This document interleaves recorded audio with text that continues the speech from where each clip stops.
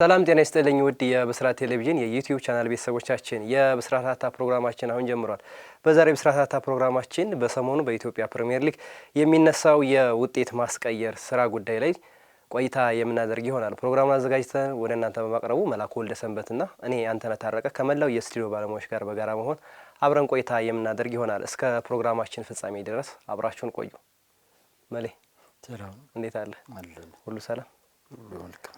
መልካም እንግዲህ በዛሬ የብስራት ሀታ ፕሮግራማችን በሰሞኑ በኢትዮጵያ ፕሪሚየር ሊግ የውጤት ማስቀየር ጉዳይ በስፋት እየተነሳ ነው የሚገኘው። እንግዲህ በኢትዮጵያ ፕሪሚየር ሊግ ሁለቱ ኢትዮጵያ ቡናና ኢትዮጵያ መድን በዚህ ጉዳይ ላይ አተካራ ውስጥ የገቡ ክለቦች ናቸው። የኢትዮጵያ ፕሪሚየር ሊግ አክሲዮን ማህበርም 10 ጨዋታዎችን ከአቅም በታች በመጫወት አይቼባቸዋለሁ። ማጣራት እያደረኩ ነው። ከዚህ በኋላ ያሉት ጨዋታዎችንም በትክክል ገመግማለሁ ወይም ደግሞ በትክክል ትኩረት አደርጋለሁም ብሏል። እንግዲህ እኛ በዛሬው ብስራት ሀታ ፕሮግራማችን በስፋት ከዚህም ቀደም ሲነሳ የነበረ ጉዳይ ነው። በነገሩ አዲስ አይደለም። ለኢትዮጵያ እግር ኳስ የውጤት ማስቀየር ስራ በየአመታቱ የሚነሳ ጉዳይ ነው። እንግዲህ ይሄ የውጤት ማስቀየር ጉዳይ ለምንድን ነው እዚህ ድረስስ እንዲወራ ያደረገው? ምክንያቱ ምንድን ነው? መንስኤው ምንድን ነው? ወይም ደግሞ ተጽዕኖስ እያሳደረ ያለው በእግር ኳሱ ላይ እያሳደረ ያለው ተጽዕኖ ምንድን ነው? እንዲሁም ደግሞ መፍትሄውስ ምንድን ነው የሚለውን እየዳሰስን ቆይታ የምናደርግ ይሆናል። ማለት በአጠቃላይ እንግዲህ በዛሬው ፕሮግራማችን የምንመለከተው ሰሞኑን ከዚህ ከውጤት ማጭበርበር ጋር በተያያዘ ቅሬታና ተቃውሞዎች ከየአቅጣጫው እየተነሱ ነው። እንደዚህ አይነት ነገሮች በኢትዮጵያ እግር ኳስ ውስጥ የተለመዱ ናቸው። ሁሌም ግንቦት፣ ሰኔና ሐምሌ በመጣ ቁጥር ከጨዋታ ማጭበርበር ጋር በተገናኘ አጀንዳዎች ይሰጡሃል። ከዛ በኋላ ደግሞ አንተ ያንን አጀንዳ ታራግባለህ። ጉድ አንድ ሰሞን ነው እንደሚባለው የሆነ ጊዜ ይወራል፣ ከዚያ ይቆማል እና ይሄ ነገር ለዘመናት በኢትዮጵያ እግር ኳስ ውስጥ ሲነገር የኖረ አሁን ድረስ ግን መፍትሄ ያላገኘ ችግር ነውና ለምንድን ነው መፍትሄ ያላገኘው ይህ ችግር የሚለውን ጠቅለል አድርጎ ማየቱ ተገቢ ይመስለኛል እንጂ አሁን ሰሞኑን ኢትዮጵያ ቡና፣ ኢትዮጵያ መድን፣ ሊግ ካምፓኒ ብለው የፈጠሩትን ነገር መልሶ ማውራቱ ማኑ ትክክል ያልሆነው አለ የለም ብሎ ማውራቱ ምንም ጉንጫ አልፋ ውይይት ነው የሚመስለኝ ለኔና ከዛ ይልቅ ግን ችግሩ ለምንድን ነው ሊቀርፍ ያልቻለው? እውነት የጨዋታ ማጭበርበር በኢትዮጵያ እግር ኳስ ውስጥ አለ ወይ? ካለ ለምንድን ነው መፍትሄ ያጣው? የችግር በየአመቱ ለምንድን ነው እንደ አጀንዳ የሆነ የሚቀርበው ይሄ ጉዳይ የሚለውን ነገር በደንብ ማየት መቻል አለብን። እውነት ለመናገር ነገሩን ሰፋ አድርገን እንየው ከተባለ አሁን የጨዋታ ማጭበርበር ከጨዋታው ጋር ብቻ በተገናኘ አሁን ሻምፒዮናውን ወይም ደግሞ ወራጁ ለመለየት ብቻ ነው ወይ? አሁን እያደገ መጥቷል እኮ የጨዋታ ማጭበርበር ዘዴዎቹ፣ አይነቶቹ ሁሉ እያደገ ሄዷል። ነገር ግን እኛ ሀገር ግን በዛ ደረጃ ግን እያደግን ይህን ነገር ለመቆጣጠር የሚያስችል ስርዓት አለን ወይ? ለዚህ ቁርጠኝነቱ አለን ወይ? አሁን ለምሳሌ ሰሞኑን ሊግ ካምፓኒ ይህን አደርጋለሁ ከዛ በኋላ 10 ጨዋታዎችን መርምሬ ወስናለሁ እያለ ነው። ዝም ብለህ ተነስተህ የምትወስነው ነገር ነው ወይ የጨዋታ ማጭበርበር? መጀመሪያ እኮ ማስተማር፣ ማሳወቅ፣ ጥሩ መደላድሎችን መፍጠር ያስፈልጋል ብዬ አምናለሁ።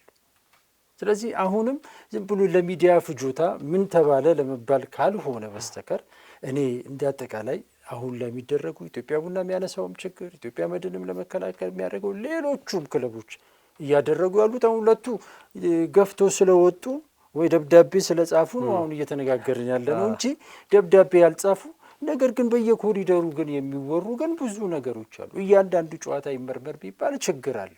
ለምንድን ነው እዚህ ችግር ውስጥ የሚገባው የኢትዮጵያ እግር ኳስ? ስለዚህ ይሄ ነገር መቆም መቻል አለበት። በጨዋታ ላይ ብቻ አይደለም ይሄ ችግር እየተፈጠረ ያለው፣ ትውልድ እያበላሸን ነው።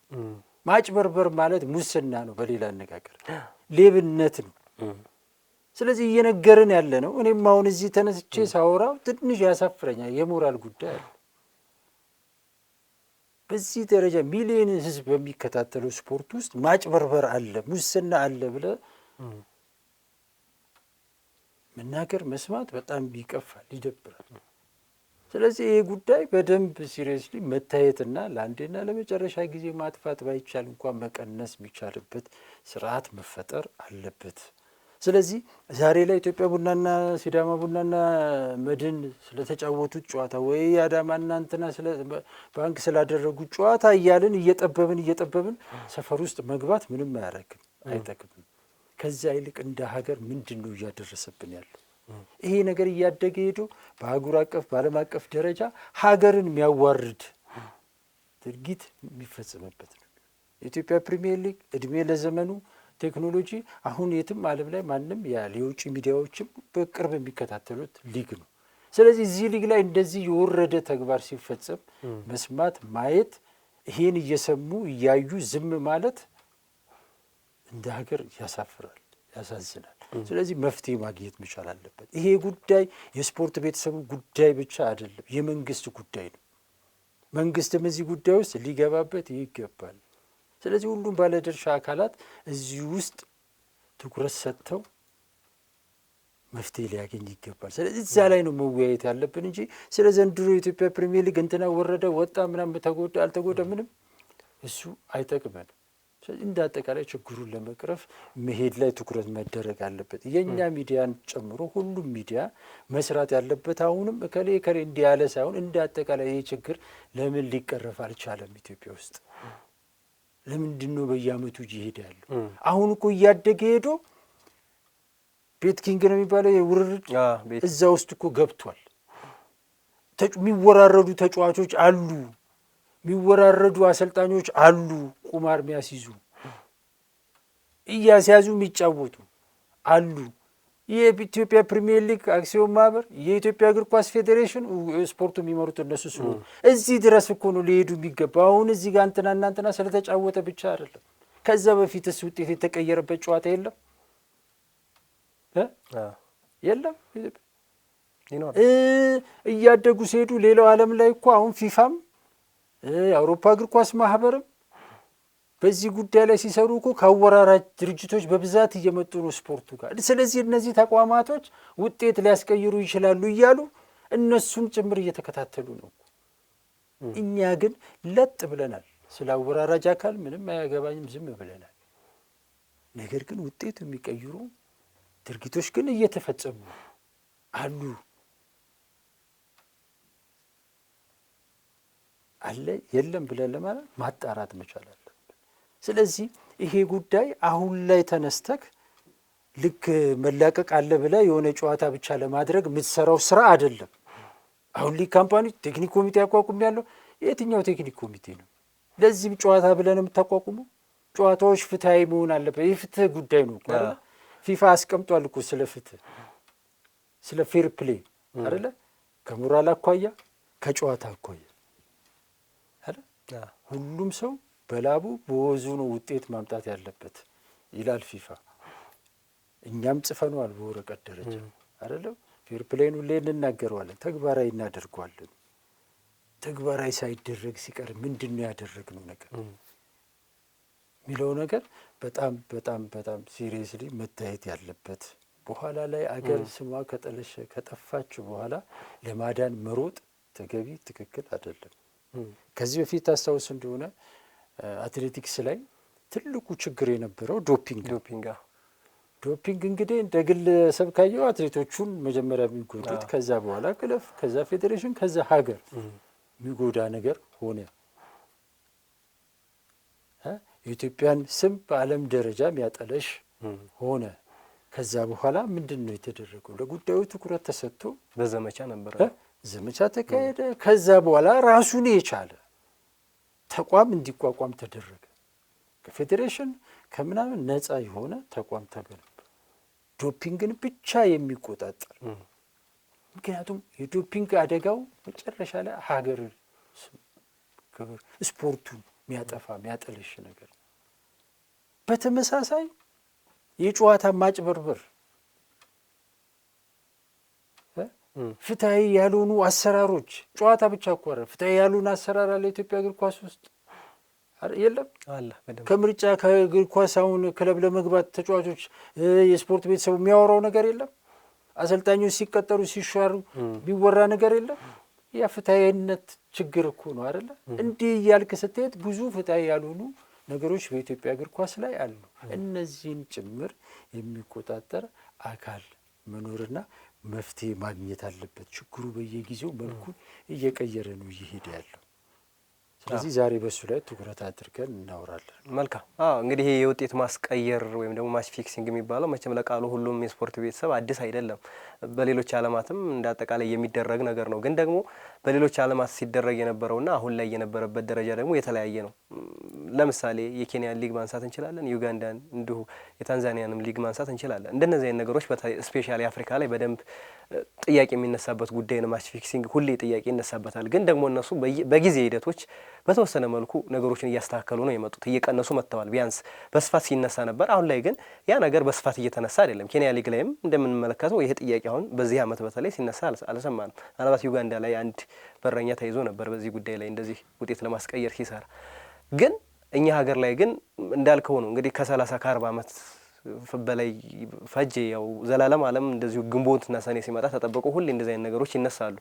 ግን ደግሞ እነዚህ ነገሮች ለምንድን ነው የማይቀረፉት? አሁንም ሌላ ጥያቄ ነው። እነዚህ ሲመጡ ብቻ ኮሚቴ አዋቅረህ የምትፈተው ችግር አይደለም። እንደተባለው ብዙ ነገሮችን ማስኬድ ቅድመ መከላከልም እኮ መሰራት አለበት። መጀመሪያ ሊግ ካምፓኒው እንደተቋቋመ መጀመሪያ እንደዚህ ውድድር ሲጀመር ጀምሮ የሚመጡ ነገሮችን መስራት ይጠበቅበታል።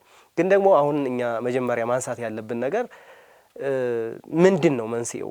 ይሄ ሁሉ ይሄ ነገር እዚህ ደረጃ ላይ ደርስ የቻለው የውጤት ማስቀየር ወይም ደግሞ ውጤት የማጭበርበሩ ስራ እዚህ ደረጃ ላይ ድረስ የቻለው መንስኤዎች አሉ። መቼም 1 2 3 ተብሎ የሚቆጠሩ መንስኤዎች ይኖራሉና እነዛ ላይ መጀመሪያ እስኪ እነሱን እናስቀምጣቸው። እኛም ለምንድን ነው እስካሁንስ እዚህ ደረጃ ላይ ሊደርስ የቻለው? መንስኤዎቹ ምንድን ናቸው? ምክንያቶቹ ምንድን ናቸው? እዚህ ደረጃ ላይ እንድንደርስ ያደረገን የሚለውን ነገር እንመልከተው። ማለት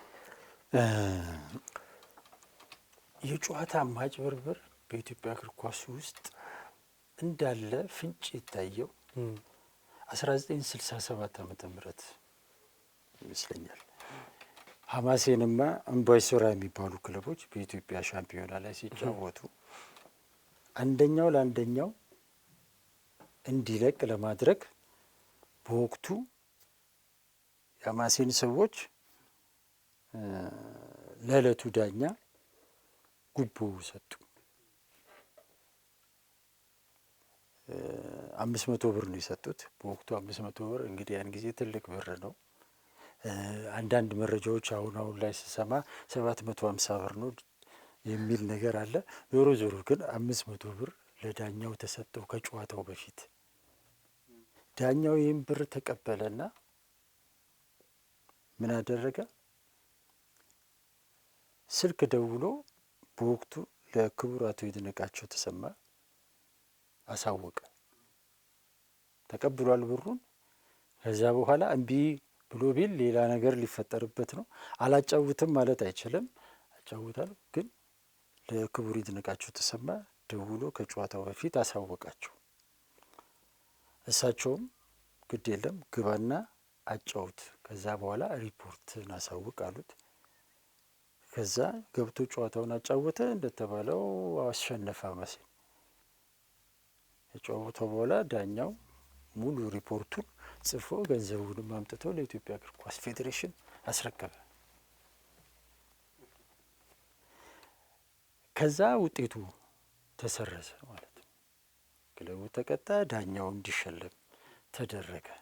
ስለዚህ ያን ጊዜ እንዲህ አይነት ሀሳቦች እንግዲህ በዛ ዘመን እንደነበሩ ይታወቅ ታይቷል በተግባር። በወቅቱ የነበረው ዳኛ አሁንም በሕይወት አለ። ጌታቸው ገብረ ማርያም የሚባለው ሰሞኑን እንዲያውም እንግዳ የሆኑ እዚህ ይቀርባል እና እሱ ባጫወተው ጨዋታ ላይ ነው። አሁን ኮሚሽነር ነው። ከኮሚሽነርነቱም አሁን አቁሟል። እና የዛ ጊዜ እንግዲህ ኢትዮጵያ እግር ኳስ ውስጥ በተጨባጭ እንዲህ አይነት ነገር መታየት ጀምሯል። ነገር ግን 1967 እንግዲህ ዛሬ ላይ ስትመጣ 50 ዓመት ሙሉ ግን ስለ ጨዋታ ማጭበርበር እናወራለን። አንድም የተወሰደ ውሳኔ የለም። ከዛ ውጭ ከጨዋታ ማጭበርበር ጋር ተያይዞ በኢትዮጵያ እግር ኳስ ውስጥ ውሳኔ የተሰጠው ያን ጊዜ ነው። እከሌ አጭበርብሯል ተብሎ ውጤት እንዲሰርዝ ተደርጓል። ዳኛ ተሸልሟል። ከዛ በኋላ ግን በየዓመቱ አሁን ያለፉትን ዓመታት አናይም። በዚህ 5 ዓመት ውስጥ ያለው ብቻ እንዲህ በዚህ 5 ዓመት ውስጥ ኢትዮጵያ እግር ኳስ እንደውም ምንድን ነው ከሌላው ጊዜ በተለየ ቴሌቪዥን የሚባል ነገር፣ ቀረጻ የሚባል ነገር መጥቷል። ባለፉት ዓመታት ለመወሰን ምን ለማድረግ የሚቸገር የነበረው የቀረጻ ጉዳይ ነበር። ነገር ግን አሁን ግን ቀረጻ መጥቷል። ብዙ ቴክኖሎጂዎች ተፈጥረዋል። ስልኮች የዛኑ ያህል ደግሞ ማጭበርበሩን ደግሞ ሊጨምሩ ሊያሳድጉ የሚችሉ ብዙ ቴክኖሎጂዎችም መጥተዋል። ስልክ መጥተዋል፣ ቢያንስ በትንሹ አይደለ። ሌሎች ነገሮችም በዛው መጠን ማጭበርበሩ እያደገ መጥቷል። ነገር ግን ይህን ማጭበርበር ግን ለመቆጣጠር የሚያስችል ስርዓት ግን ፈጥረናል ወይ? ይህን የሚመለከት አካልስ አለን ወይ ብለህ ስትጠይቅ ምንም ነገር የለም። የተወሰነም ውሳኔ የለም። በየዓመቱ ግን ከጨዋታ ማጭበርበር ጋር ተያይዞ አሁን የምታነሳቸው እንደ ኢትዮጵያ መድን፣ እንደ ኢትዮጵያ ቡና ምናምን አይነት ነገሮች በየዓመቱ ይነሳሉ። በዚህ 5 ዓመት ውስጥ እኮ 2 ጊዜ ጨዋታዎች ወይ በተለይም ወራጆቹ አሸናፊዎቹ የተለዩት በመጨረሻዎቹ ጨዋታዎች አይደል? 2 ጊዜ የመጨረሻው ጨዋታ ላይ በተመሳሳይ ሰዓት ጨዋታዎች እንዲደረጉ ተደረገ። ጨዋታዎች በካሜራ እንዲቀረጹ ተደረገ ምናምን 5ቱም ዓመት ይሄ ተደርጓል። ነገር ግን በዚህ ውስጥ ግን በግልጽ የሚታዩ ማጭበርበሮች ተደርጓል። ነገር ግን እነዛ የታዩትን ነገር ግን መርምሮ አጥንቶ ምን ብሎ ግን ወደ ውሳኔ ማምጣት ግን አልተቻለም። የትኛው ውሳኔ ሲወሰን ሰምተሃል? ለመወሰንስ ደግሞ የሚያስፈልጉ የሚጠይቁ እውቀቶች፣ ማቴሪያሎች፣ ብዙ ነገሮች የሉም ወይ? እንግዲህ የጨዋታ ማጭበርበርን ለመቆጣጠር ተብሎ የተለያዩ ውሳኔዎች ተወስኗል ብያለሁ። አሁን ጨዋታዎችን በተመሳሳይ ሰዓት ማድረግ፣ ቀረጻ ማካሄድ፣ ተጨማሪ ኮሚሽነሮች መመደብ፣ ዳኞቹን በትክክል የሚቆጣጠር ምናምን የሚሉ የተለያዩ ነገሮች ተደርገዋል። ነገር ግን በእነዚህ ሁኔታዎቹ ውስጥ ሁሉ አሳማኝ የሆኑ ጨዋታዎች በርካቶች ናቸው ተደርጓል። ለዚህ ምንድን ነው ምክንያቱ? ምንድን ነው ችግሩ? መንስኤዎቹ ምንድን ናቸው ብለህ ስትል አንደኛ ነገር ከዚህ ከፋይናንስ ጤናማ የሆነ የፋይናንስ ስርዓት አለመኖር፣ በተለይ በእነዚህ 5 ዓመታት ውስጥ ለምሳሌ በኢትዮጵያ ፕሪሚየር ሊግ ውስጥ ባለፉት 5 ዓመታት ውስጥ ከ3 ወር እስከ 6 ወር ደሞዝ የማይከፈላቸው ተጫዋቾች ያሉበት ሊግ ነው። ስለዚህ ደሞዝ ያልተከፈለው ተጫዋች የሚበላው የሚጠጣው ለቤተሰቡ ምንም ነገር ማድረግ የማይችል ተጫዋች ነገ የ1 ወር ደሞዝን ልስጥ የሚለው አካል ቢመጣ እምቢ ለማለት እንዴት ነው የሚችለው? ሎጂካሊ አንደኛ ነገር ስለ ፍትሐዊነት፣ ስለ ስፖርታዊ ጨዋነት ምንም የሰጠው እውቀትም ማስተማር ምንም ነገር የለም። ተጫዋቾች ምንም የሚነገራቸው ነገር እኮ የለም። በራሳቸው ኮመን ሴንስ ከሞራል አኳያ ነው ኢትዮጵያ ውስጥ ሙስና መቀበል አለመቀበል የሞራል ጉዳይ ነው እንጂ ትምህርት ግን የሚሰጥ ትምህርቶች ግን አሉ እግር ኳሱ ላይ። ነገር ግን እነዚህ ተጫዋቾች ደሞዝ አይከፈላቸው አንድ። ስለዚህ በዚህ ሊግ ውስጥ ለሙስና ተጋላጮች ነን ማለት ተጫዋቾቻችን ተጋላጮች ናቸው። ለዚህ ሊግ ላይ ደሞዝ አይከፈላቸው። ሁለተኛ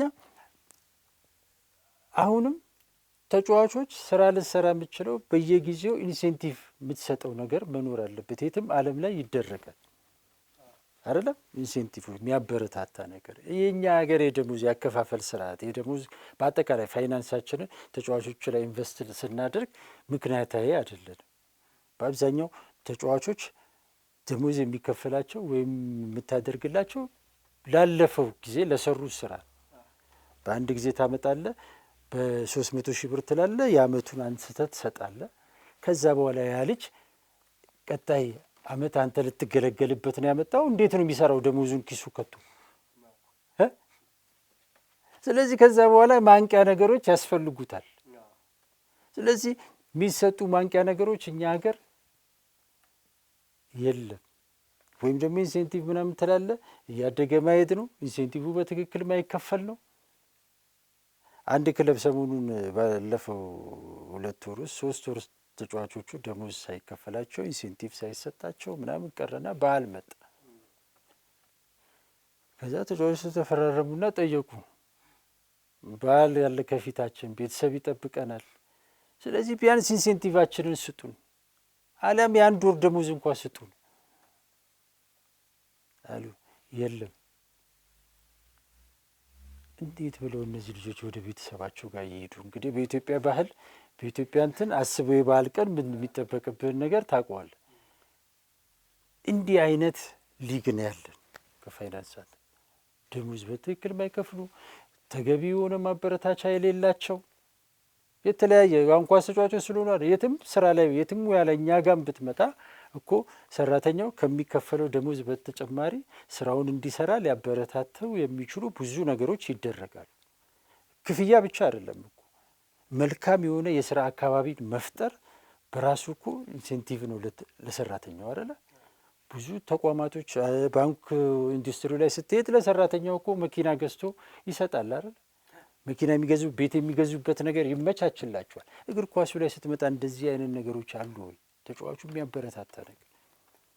ኢትዮጵያ ፕሪሚየር ሊግ ላይ ሻምፒዮና ብትሆን የምታገኘው ገንዘብ ስንት ነው?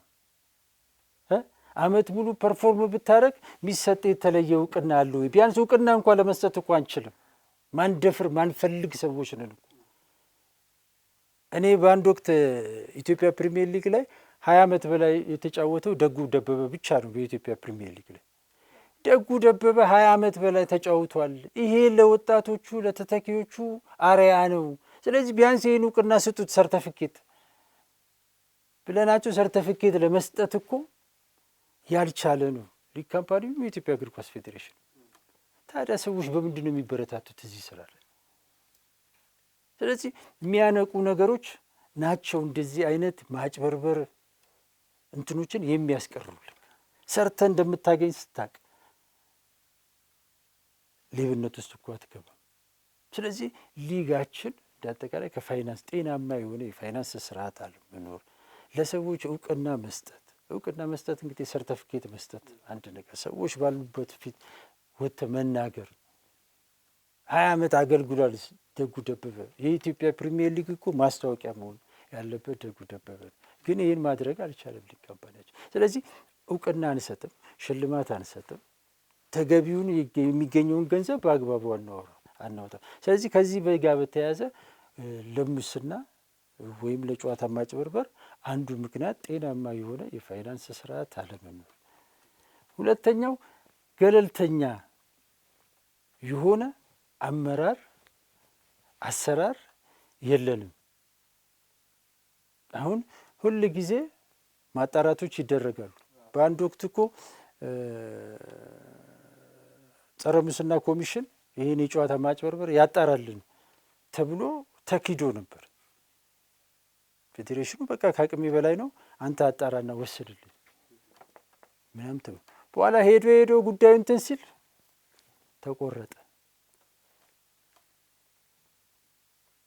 አየ ቁርጠኝነቱ የለም። ይሄን የማስፈጸም ቁርጠኝነት ለምን?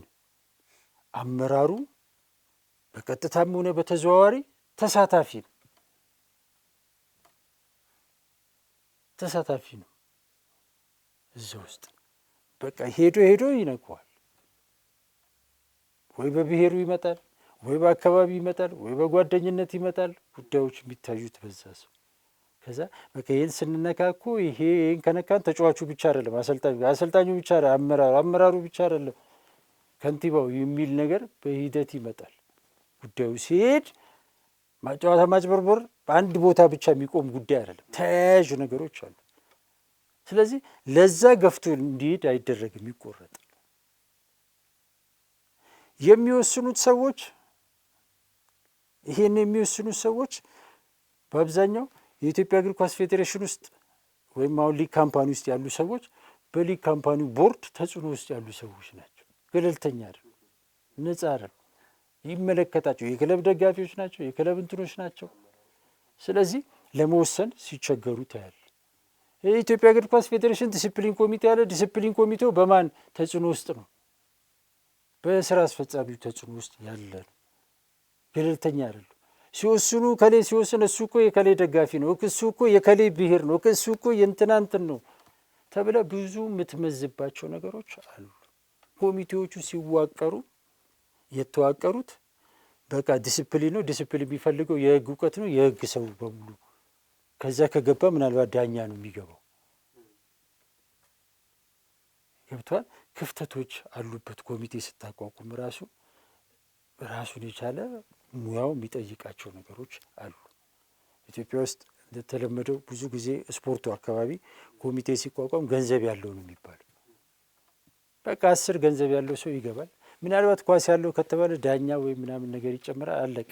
ከዚያ ውጭ ገንዘብ ያለው ወይም ዲግሪ ያለው ይባላል፣ ከዛ ይገባል። ስፖርቱ ግን እነዚህን ነው የሚጠይቀው። 10 ነጋዴ ከምታስገባ 1 ነጋዴ ካለ በቂ ነው። ሌላ እኮ ስፖርቱ የሚፈልጋቸው የተለያዩ ሙያዎች አሉ። ብዙ ጊዜ ስፖርቱ አካባቢ ኮሚቴ ፌል የሚያደርገው ለዚህ ነው። ኢትዮጵያ ውስጥ በቃ የሆነ ካታጎራይዝ ተደርጎ የሆነ ቦታ ላይ ይከማቻል። ከዛ በኋላ ስራው ደግሞ የሚጠይቃቸው ነገሮች አሉ። የአይቲ ጉዳይ አለ፣ የሕክምና ጉዳይ አለ፣ የህግ ጉዳይ አለ፣ የአስተዳደር ጉዳይ አለ፣ የሜዳ ጉዳይ አለ።